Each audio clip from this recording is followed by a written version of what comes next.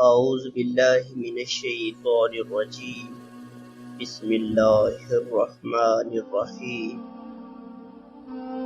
دلچسپ حکایات کے معزز ناظرین، السلام علیکم۔ امید ہے کہ آپ سبھی خیریت سے ہوں گے اور اللہ تعالی آپ سبھی کو اپنی حفظ و امان میں رکھے، آمین۔ حضرت یحییٰ علیہ السلام اور حضرت زکریا علیہ السلام کا واقعہ۔ بخت نصر بادشاہ ابتدا میں نہایت نیک بخت اور صالح تھا۔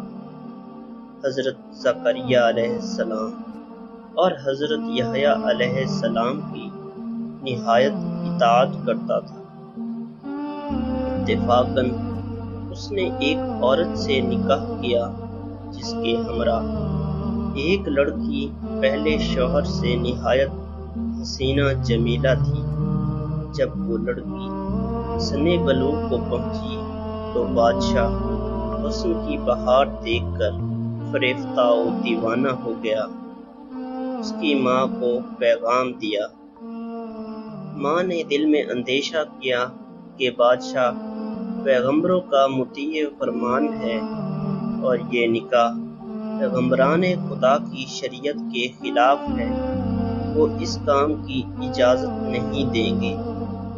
اس لیے بادشاہ سے کہا، تم اس کا مہر ادا نہ کر سکو گے۔ اس نے دریافت کیا، ایسا کتنا مہر ہے جو کچھ کہو میں دوں گا۔ عورت نے کہا، اس کا مہر تمہارے دونوں پیغمبروں کا سر ہے۔ اگر تم یہ مہر ادا کر سکو تو لڑکی حاضر ہے، ورنہ اس کا نام مت لو۔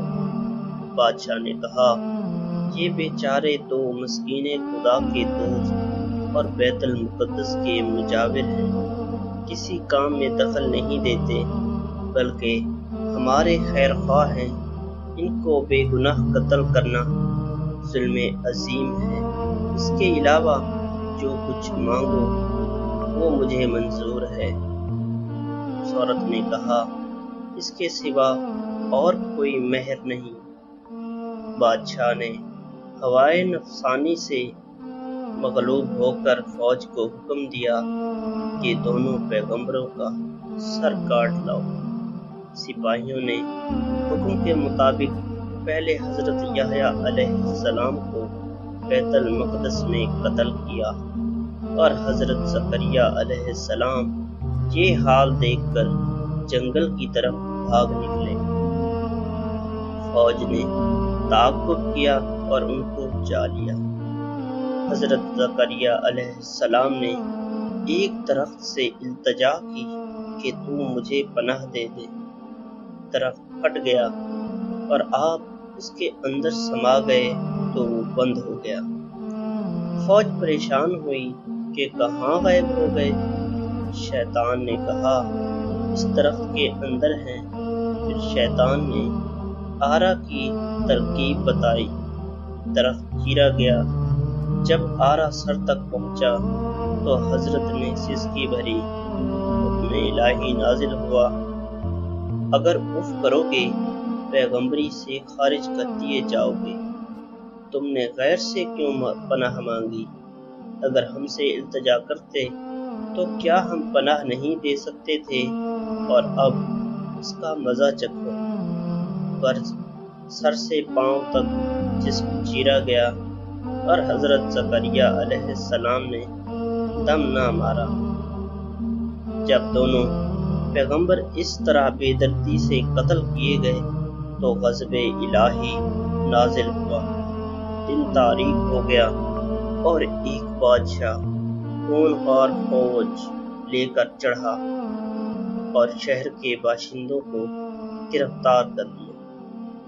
حضرت یحییٰ علیہ السلام کا خون بند نہ ہوتا تھا۔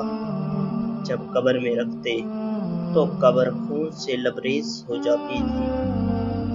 بادشاہ نے قسم کھائی کہ جب تک حضرت کا خون بند نہ ہوگا وہ قتل سے باز نہ ہوگا۔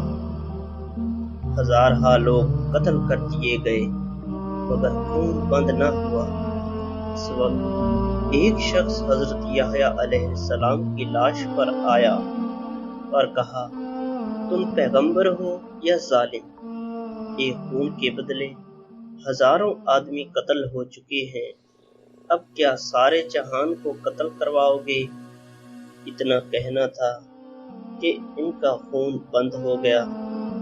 آپ کی قبر مبارک جامع دمشق میں ہے۔ دوستو، یہ تھی آج کی چھوٹی سی حکایت۔ امید ہے کہ آپ کو یہ حکایت پسند آئی ہوگی۔ مزید ایسی ویڈیوز کو دیکھنے کے لیے ہمارے چینل کو سبسکرائب کر کے بیل کے آئیکن کو بھی پریس کر دیجیے تاکہ آنے والی ہر نئی ویڈیو کا نوٹیفیکیشن آپ کو بر وقت ملتا رہے۔